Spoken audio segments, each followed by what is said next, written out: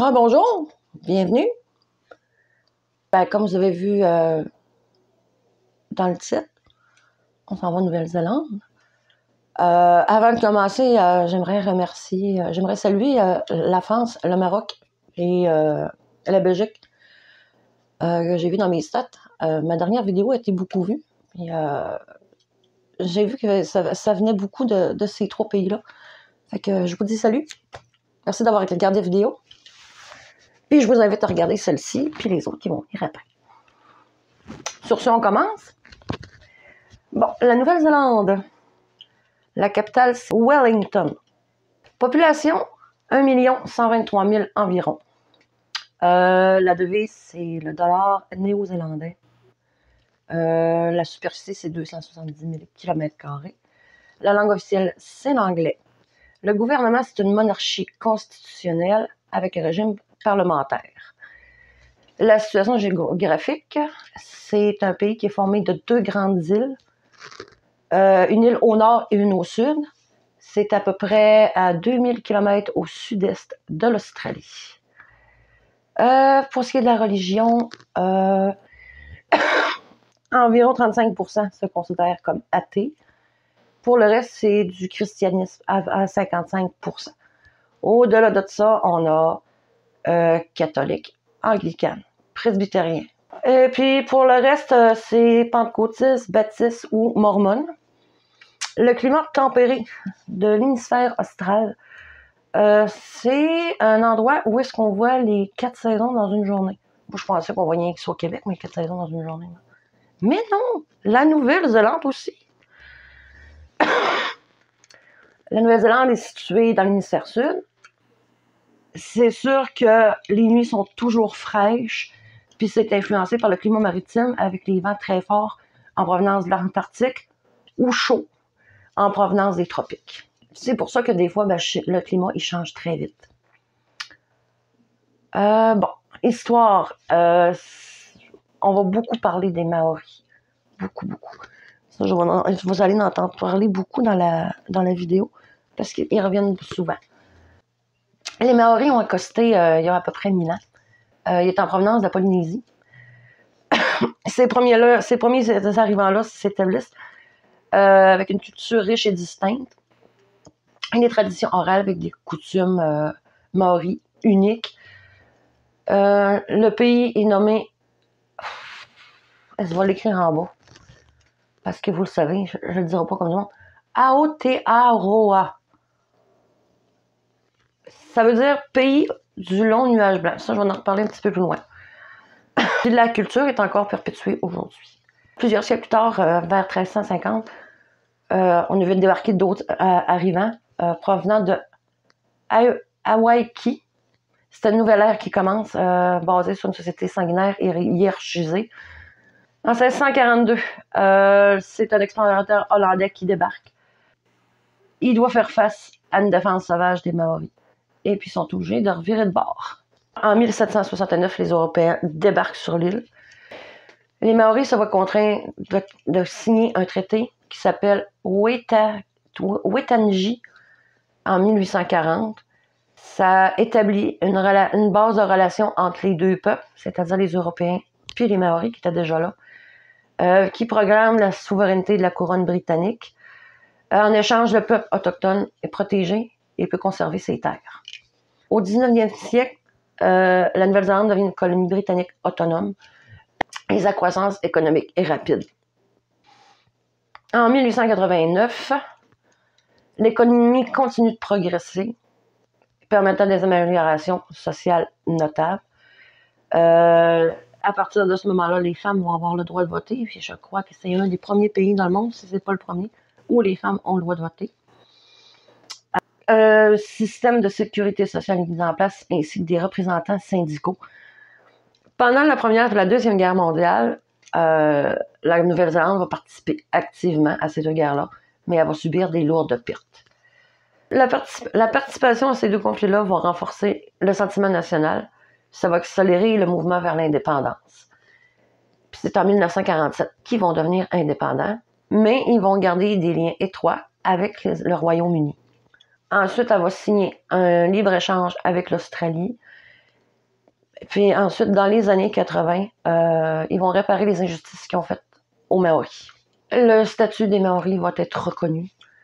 La langue maori est aujourd'hui officiellement reconnue. Aujourd'hui, la Nouvelle-Zélande est reconnue internationalement pour sa protection contre l'environnement et ses droits de l'homme. Elle s'est même lancée dans la protection des baleines et s'oppose à la pêche au Japon. C'est un pays qui est pacifique et progressiste. C'est un pays qui mène un combat contre l'énergie nucléaire. Puis c'est un des premiers pays qui a légalisé le mariage entre deux personnes du même genre.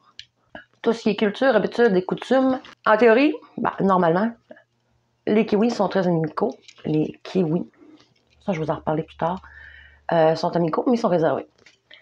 Genre de personnes qui... comment s'est passé ton week-end? Comment ça va? On va parler de la météo. Puis c'est des personnes qui aiment beaucoup les grands espaces. En Nouvelle-Zélande, il y en a beaucoup. Il y a des règles qui viennent des Maoris. On attend souvent de vous que vous enleviez vos chaussures à l'entrée. Il y a une prière qui vient des Maoris qui s'appelle Karakia pour bénir la nourriture avant le repas. L'attitude de contracter est courante en Nouvelle-Zélande. Peu de choses sont à l'heure. Mais si quelqu'un est un peu en retard, il ne faut pas s'inquiéter. Il est probablement sur le chemin pour s'en venir. Ils sont bien bricoleurs. Il y a mieux faire leurs affaires eux-mêmes qu'engager quelqu'un pour le faire. Les gens sont gentils, honnêtes et polis. Sont très attentionnés. Ils vont toujours être là pour vous aider pour le moindre souci. Dans la culture maori, il y a une danse traditionnelle qui s'appelle haka. Je vous les écris en bas comme d'habitude. Il y a moyen d'assister. Il y a des représentations de ces danses-là, notamment à Rotorua, le berceau des Maoris. Le sport national des Kiwis, c'est le rugby. Ah oui, puis en Nouvelle-Zélande, on roule à gauche. C'est comme au Royaume-Uni. Service dans les commerces. La plupart du temps, quand vous allez là, vous allez vous faire demander quand vous arrivez à la caisse pour payer vos choses. Bonjour, comment allez-vous aujourd'hui? Comment s'est passée votre journée? Ça, c'est le genre des gens de la Nouvelle-Zélande. D'ailleurs, dans les supermarchés, le caissier va prendre le temps d'emballer vos affaires, toutes bien cordées. Ensuite, quand on passe à la cuisine, ça ressemble assez fortement à la cuisine australienne, mais ça mêle des influences européennes. Les produits locaux sont de très bonne qualité. On a le classique fish and chip. Ensuite, il est toujours possible de manger de l'agneau d'excellente qualité, des poissons, des fruits de mer. Frais. 8 moules coquilles Saint-Jacques langoustes. Les white bait, c'est des minuscules poissons blancs. C'est en petite friture. Ça constitue un plat très renommé et raffiné. C'est cuisiné en omelette ou frit accompagné d'une sauce. Les fish and chips, poissons frits et chips, comme en Angleterre, on en trouve partout. La moule verte, son nom à cause de la couleur de sa coquille. C'est une très grosse moule, c'est 25 cm. Ça se cuisine gratiné au four ou avec une sauce à la crème de coco. Ça a l'air bon. Le engi, plat traditionnel des Maoris, c'est cuit sur des pierres posées au fond d'un trou dans la terre. C'est composé de viande de poulet ou autre, des légumes, des pommes de terre, des patates douces, pommes de terre. C'est recouvert de terre pour une cuisson d'environ 3 à 4 heures. L'agneau rôti, c'est souvent servi avec une purée de kumara. C'est une pomme de terre sucrée incontournable du pays. Le mutton bird, c'est un oiseau gras que vous pourriez goûter dans les grands restaurants. Les Maoris les font cuire avec des plumes. La marmite, c'est une pâte à tartiner salée. C'est un goût assez particulier. On trouve ça dans toutes les maisons. Ça se mange en tartinade au petit déjeuner. Il existe toutes sortes de fruits. Ils sont relativement chers, par contre. À goûter le feijoa. C'est un petit fruit vert au goût spécial et délicieux. Puis les kiwis. Le pavlova. C'est un dessert célèbre. C'est un gâteau à base de meringue, de crème fouettée ou crème glacée. En Nouvelle-Zélande, on trouve 200 variétés de fromages, des classiques, des originaux à découvrir absolument. La bière occupe la première place dans la consommation des boissons. Il y en existe toutes sortes, de toutes les tailles, et chaque région fabrique sa propre bière. On retrouve aussi des bons vins locaux, rouges ou blancs. Il y a le thé, hérité des colons britanniques. Pour ce qui est des anecdotes, c'est la terre du long nuage blanc que je disais tantôt. Aotearoa, écrit en bas, c'est un nom maori. Il y aurait plusieurs explications. Ça donne une certaine idée de l'horizon. Ça serait aussi parce que souvent, il y a de longs nuages blancs à l'horizon. Puis, semble-t-il que vu de l'espace, ben, la Nouvelle-Zélande semblerait un long nuage blanc. La Nouvelle-Zélande, c'est un pays qui est peu peuplé comparé à d'autres pays. Géographiquement, elle se rapproche beaucoup du Royaume-Uni. Sauf qu'au Royaume-Uni, il y a 64 millions de personnes. Mais en Nouvelle-Zélande, il y a environ 5 millions de personnes. Fait que c'est moins peuplé. Il y a plus de moutons sur l'île qu'il y a d'humains. C'est environ 6 à 7 moutons par humain. C'est le ratio le plus élevé au monde. En Nouvelle-Zélande, comme c'est une île, les plages sont jamais très loin. Le maximum que tu peux être loin d'une plage, c'est environ 128 km. C'est l'Arbre des amoureux de la nature. Il y a des super montagnes, des plages magnifiques. Le tiers du pays, c'est des réserves naturelles protégées. C'est la terre des kiwis. Habitants, oiseaux et fruits. C'est le plus grand producteur, je pense, au monde de kiwi. Au départ, le nom kiwi, ça désignait l'oiseau inapte à voler. Ensuite, si on donnait le nom au fruit, le kiwi, parce qu'avant, on donnait le terme de groseille chinoise. Fait qu'ils ont changé pour kiwi. Ça faisait pas vendeur. Puis on utilise aussi ce nom-là, kiwi. C'est une façon familière de désigner les Néo-Zélandais. C'est l'autre Hollywood.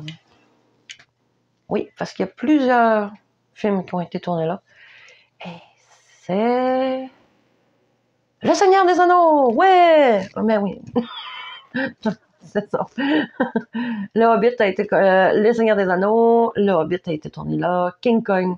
La leçon de piano, je connais pas. Le dernier Samouraï a été tourné là aussi. Sa nature grandiose et ses habitants créatifs et décontractés en font un cadre idéal pour le cinéma. Je ne peux pas vous dire la date exacte, mais ce ne sera pas très longtemps. Il y a une vaste législation qui visait à empêcher les mineurs de fumer. Fait que ceux qui sont nés à partir de 2008, ils sont interdits de fumer. Fait que ça, c'est une loi qu'ils ont mis. C'est une bonne loi, ça, c'est le fun, ça. Fait que, et voilà, c'est tout. Terminé. Je vous remercie d'avoir écouté la vidéo. Allez vous abonner. N'oubliez pas les likes, les commentaires. Soyez gentils dans les commentaires aussi. C'est toujours le fun aussi.